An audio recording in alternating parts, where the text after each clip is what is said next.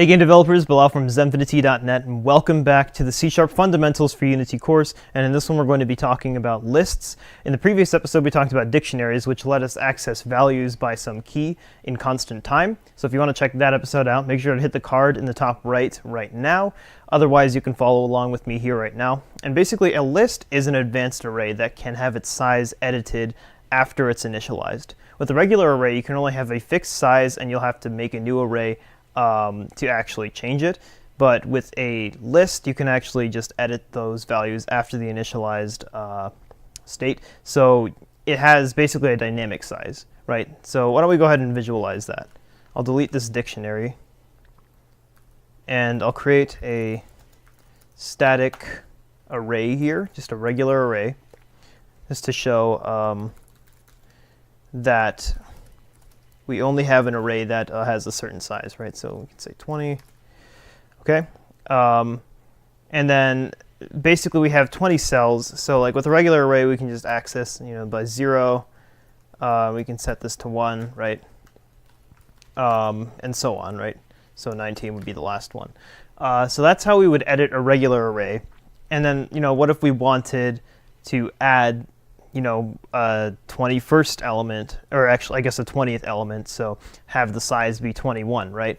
And we would actually have to just copy over the array to a new one that's 21, or has the size 21, and then we can add in an element at the end. So, I mean, you can imagine why that's inefficient, right? I mean, first off, if you're copying it, then, well, that might take its own amount of time, and then just initializing it also will take, additional time and some, memory is the bigger issue to worry about there. So with a list, what we can do is private static list, and you're going to need system.collections.generic here. So static list, I don't know, let's say int. And notice this is a generic type. We'll actually talk about those later, but basically that means that you choose what type of content is inside this list here, literally by type. So type is the right word there. Anyway, but so this is going to be a list. I don't know, we'll call this super numbers, right? Okay, so this is going to equal a new list. So what we do here is just create, this is the initialization here, and we're only going to be doing this once, right? So I'll show you what this does first, and then I'll talk to you about the caveats, the cons and pros, and saying that out of order. Right, so supernumbers dot add. What is this going to do, right? Well, our list is currently a count of 0, right? Because we initialized it, but there's nothing in it. So potentially we could add a size into it if we wanted to be efficient, right? And say, okay, we'll give it 20 because we know it's going to start with 20, right? But in this case, we're doing it with none. And so when we add, let's say 1 to it, the array will now become a count of 1 and have this in its first and last slot, right? Because it's the 0th element. So why don't I go ahead and visualize that? I mean, the arrays are not really relevant. That was just to show you how that works. With this, we also can use indexers, but you don't want to go out of range, just like with a regular array. Okay, so let's go ahead and print console.writeLine supernumbers.count, right? So here we'll see that it has nothing. And then supernumbers.count will change here. And then, yeah, it'll be 1. So let's go ahead and run this.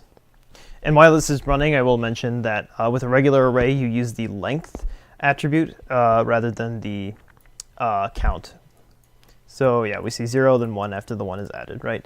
So just like a regular array, we can actually print. We can use console.writeLine. I'll actually cut this one and put it over here. We can print supernumbers of some index, right? Because it works the same way, but basically we just have that additional dynamic feature. Now this is really nice for, I can tell you pretty much every inventory system I've made uses something like this, right?